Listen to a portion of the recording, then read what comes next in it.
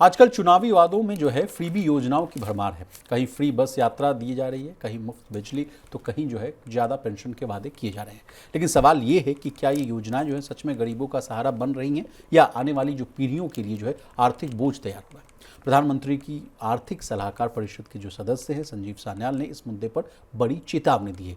उनका कहना है कि जरूरतमंदों के लिए सेफ्टी नेट जो है वो जरूरी है, लेकिन बिना लक्ष्य यानी बिना टारगेट वाली जो फ्रीबीज और पुरानी पेंशन जैसी योजनाएं देश की अर्थव्यवस्था को लंबे समय में जो है वो कमजोर कर सकती है। उन्होंने यूरोप का भी जो है उदाहरण जो है एग्जाम्पल देते हुए बताया कि आज का जो फैसला है आने वाले 25 साल बाद भारत को भारी जो है कीमत चुकाने पर मजबूर कर सकता है। प्रवीण सर, कहाँ है दिक्कत और संजीव सान्याल साहब की जो वार्निंग है उसको हम लोग कैसे देखें? नहीं, संजीव सान्याल बार बार इस तरह की चेतावनियां जो है वो इकोनॉमी को किस तरह से बेहतर किया जा सकता है, क्या सरकार के सामने चैलेंजेस हैं, क्या खजाने की चुनौतियां हैं, देश के जो राजकोषीय स्थिति है उसके सामने क्या चुनौतियां, उसको वो अक्सर कर बताते रहते हैं। और उसी कड़ी में उन्होंने ये तमाम जिक्र किए हैं कि कैसे जो है फ्रीबीज जो हैं, और इसको लेके अगर आप देखेंगे तो पिछले कुछ वक्त में बड़ी बहस हुई कि कभी महिलाओं को 1,000 रुपये की वो दी जाती, कभी फ्री बस, फ्री मेट्रो टिकट, इस तरह की सुविधाएं दी जाती हैं। उसको लेके उन्होंने कहा है कि अगर आप कहीं मान लीजिए किसी महिलाओं के लिए अगर आप कहते हैं कि आप बस में फ्री यात्रा कर सकते हैं, तो आपको वो कैसे उसमें पता करेंगे गरीब और अमीर? हाँ, गरीब जो दूसरा जो तबका गरीब है उसको आपकी फिर मदद किस तरीके से है। तो एक तरीके से लोगों का जो गरीब तबका है जिसको सपोर्ट की ज़रूरत है उसको सपोर्ट देना सरकार का कर्तव्य भी बनता है, लेकिन आपके बिना सोच विचार के इस तरह के कदम नहीं उठाए जाने चाहिए जहाँ पे कि आपके खजाना आपका खाली हो रहा हो और आप लोगों को उससे लोगों को फ़ायदा भी ना हो। बेसिकली जो नॉन टारगेटेड ऑडियंस या नॉन टारगेटेड जो आपका तबका है उस तक भी फ़ायदे पहुंच रहे हैं जिसको ज़रूरत नहीं है, और उसको भी उसका फ़ायदा मिल रहा है, और अंत में खजाने को इससे नुकसान पहुंच रहा है बेचारा। जी, सेफ्टी नेट पर उन्होंने क्या बातें कही वो भी हम लोग जान लेते हैं। उनका कहना है कि किसी भी समाज में जहां लोग जो है जोखिम लेते हैं, चाहे वो स्टार्टअप शुरू करने के लिए ले या छोटी जो है किराना दुकान चलाने के लिए ले, नुकसान का खतरा जो है हमेशा रहता है। ऐसे में जो लोग असफल हो जाते हैं, जो मान लीजिए स्टार्टअप चलाए वो नहीं चला पा रहे हैं, उनके लिए सरकार को जो है सहारा यानी जो है सेफ्टी नेट देना चाहिए।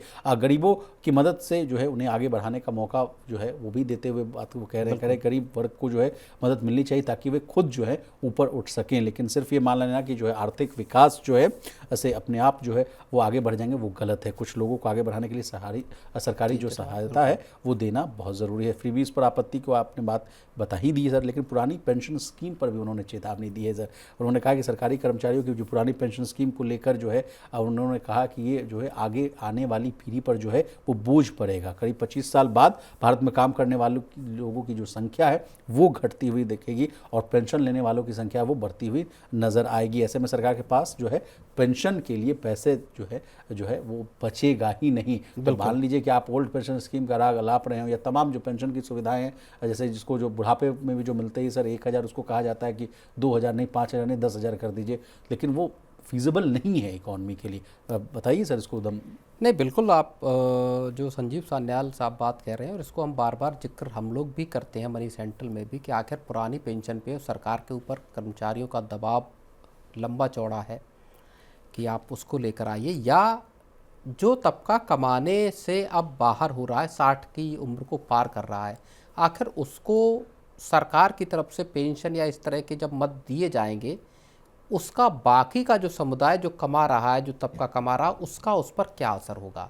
जब खजाने का एक बड़ा हिस्सा पेंशन और इस दूसरे इस तरह के लाभ देने में चला जाएगा, तो ऐसे लोगों पे टैक्स का बोझ या दूसरे बोझ सरकार डालेगी जो उस वक्त कमा रहे हैं।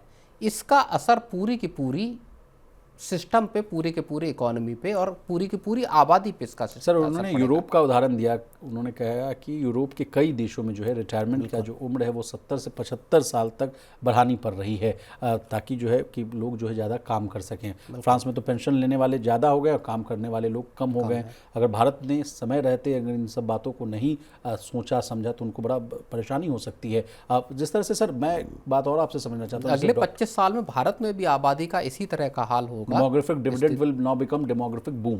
बिल्कुल, जहाँ पे कि उम्र दराज आबादी ज़्यादा होने लगेगी और कमाने वाली आबादी यहाँ पे कम होने लगेगी, और उसका फिर असर सरकार के खजाने पर भी दिखाई देना शुरू होगा। लोगों पर सरकार को ज़्यादा टैक्सेस लगाने पड़ सकते हैं, जैसा फ्रांस या बाकी के देशों में सरकारों को करना पड़ रहा है, क्योंकि उन देशों में आबादी कम है जी। इसलिए सरकार पे वजन भी कम है।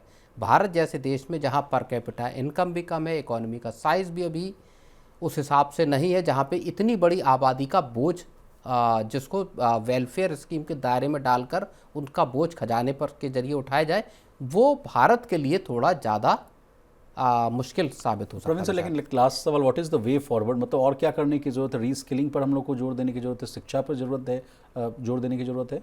बिल्कुल रीस्किलिंग पे ज़रूरत है, और सरकार भी इस मामले में कदम उठा रही है कि जहां स्टार्टअप्स लगाने पे, कारोबार शुरू करने पर, अपना बिजनेस शुरू करने पर लोगों को बेनिफिट दिया जाए। हाँ, लोगों को उसके लिए उत्साहित किया जा रहा है, बजाय कि आप नौकरी करें या सरकारी नौकरी करें और उसके ज़रिए आप एम्प्लॉय बने। सरकार चाहती कि आप एम्प्लॉयर बने। चलिए।